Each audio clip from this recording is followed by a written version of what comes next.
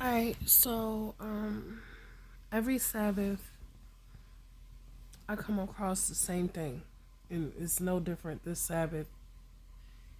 So once again I turn to Zephaniah 3:14 through 20. Alright. And it says, shout for joy, fair Zion. Cry aloud, O Israel. Rejoice and be glad with all your heart, fair Jerusalem. Yah has annulled the judgment against you. He has swept away your foes. Israel's sovereign Elohim is within you. You need fear misfortune no more. In that day this shall be said to Jerusalem, have no fear, O Zion. Let not your hands droop. Your Elohim, Yah, is in your midst, a warrior who brings triumph. He will rejoice over you and be glad. He will shout over you with jubilation.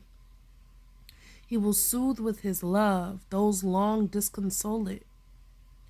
I will take away from you the woe over which you endured mockery. At that time I will make an end of all who afflicted you, and I will rescue the lame sheep and gather the strayed, and I will exchange their disgrace for fame and renown in all the earth. At that time I will gather you, and at that time I will bring you home, for I will make you renowned and famous among all the peoples on earth, when I restore your fortunes before their very eyes, says the Most High Elohim. Last Sabbath, I lied to you not. I just broke this whole thing down to my son, verse to verse.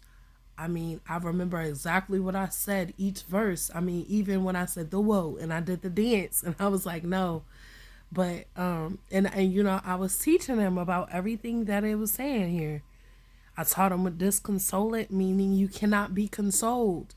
Nothing that nobody is saying to you, nothing that nobody is doing can console you from the pain that you have felt. And I have been in this position. I understand exactly what this is talking about.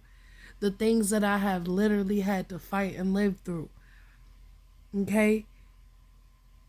The mockery, the mockery, the betrayal, the mockery.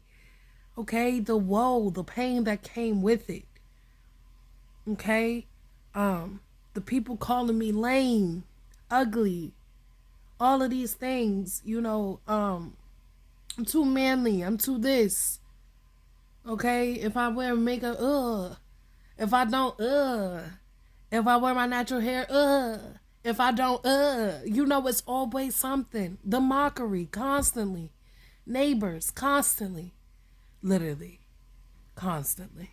Okay? But when he said that he will shout over you and be glad, he's a warrior who brings triumph. It means I don't have to fight. I don't have to do anything. He is my warrior who brings triumph every time. Every time. I don't have to worry. I don't have to worry. And the fact that he said, I will soothe with my love those long disconsolate men.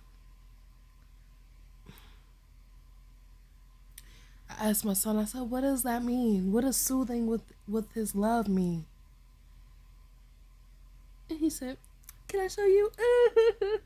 Then he said, it's okay. It's okay. I said, yeah. I'm going to take it a step further. Say you crying and I just come beside you and I just rub your back and give you a big hug. And I talk to you and all of a sudden you're smiling and you want to go play now. I said, have I ever done that for you? Yes. That is soothing with love. So I broke everything down to the point where he could understand. And once again, it's talking about restoring the fortunes. Why would he need to restore fortunes? It's because people have always stole from us. People have always used and abused us for what they can get out of the deal. And it's nothing different it's still the same in this day and time, if not worse. Do you know how much they stole from me? Watching me on these cameras in the background. You know how many recipes I done seen? You know how many songs I hear and I know that's me? I know they done got a voice clip or voice memo of me. Hey, remix this jump. Whatever they be doing, man. But I can tell I have an ear for that. If somebody sat here and sat in my face and tried to message me and talk about, hey, I just went back and forth with somebody for stealing some of my stuff. And I'm like, boy, they been doing that since we was young. You don't remember? And when I said a certain thing, I ain't getting no response. I ain't getting no response. It's like, yeah, you don't remember when we was back in the day when we was in that Honda Civic? And like 3 songs came out about what we was all freestyling about in the car? About being trippy? From multiple artists. It's like the same people that I know is doing this in the background. I hear their sounds in other people as well, in other artists. And don't get me wrong, this is not how they used to sound back in the day. It's like I don't know how to describe it. They changed their sound and now it's like to fit this world right now. But really, they used to sound like Drake. They used to sound like J. Cole. They used to sound like, different people. It's a lot of artists that have ghostwriters, though. A lot more than you know. And it's a lot of artists or producers or people that work in the studio that stalk and watch people for ideas. I promise you, I guarantee you this. That's why they can get sued so much. That's why they constantly are sued, and you see people winning settlements against these folk. It's right in your face that they do it. It's been people who have had their whole career based off thieving from other folks. And it says right in front of their eyes, I will restore your fortunes to you. It doesn't just mean that. But this world has stole everything from us. The stuff in England, the stuff that you see them have in these museums, the stuff that you see them benefiting from, the way that they've benefited from the land. All of these large corporations, sometimes they started with one of us. Where is our money? You know what I'm saying? How are they always becoming the beneficiary of our mind, our what's the word I'm looking for? Oh, the word is right at the tip of my tongue. I can't say it. Oh my goodness. Oh, it just went away again. It was right there. But you know what I'm saying. Our inventions. You know what I'm saying? I need to go back to bed. But like how do they always become the beneficiary of all of our inventions, man? You know what I'm saying? So it's just like they do that. They've been doing this. This is nothing new. It's just the fact that it's people that look like me that's doing it too. That's why I say a third is going to make it, man. But them 2/3, they not. Because they sat there and became the exact people who were enemies to all of us. You know what I'm saying? And I feel like it's a choice, I feel like I got their blood within my DNA. And I have a choice on whether to allow that part of me to magnify or allow my ancestors that then been through it, that was getting whooped, that was getting killed, that was getting stalked and stolen from, let their strength and let their their side, you know, grow and be the majority of who I am today. Like they made up my DNA, not the people that raped them. You get what I'm saying? Like a lot of people have become who raped our ancestors. This is why they can do the things that they do with no problem. They could easily kill folks in their own community. They could easily steal from them.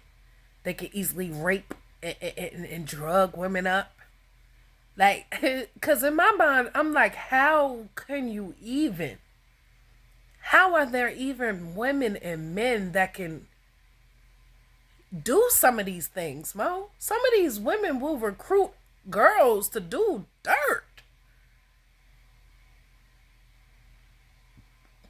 Like, and they're a part of what's going on. Like, what happened to your humanity? Where's that? Some of these men, like, you got sisters, you got mothers, you got aunties, you got daughters. What happened within yourself that you can pull the stuff off that you doing? You feel me?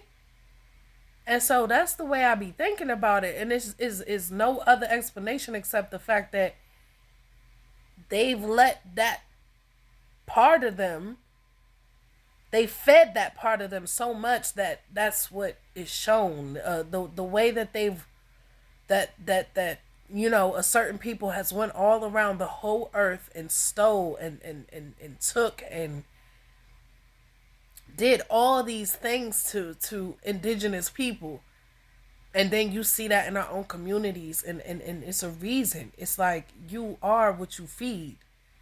Light versus dark, literally. And we can't deny that that DNA is within us too.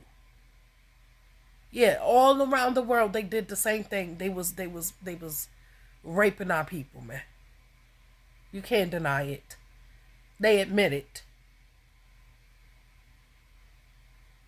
So it's just like I just look at, you know, people's actions these days, and this is why I've been saying for years and years and years, it's a lot of Oreos, man, in our community.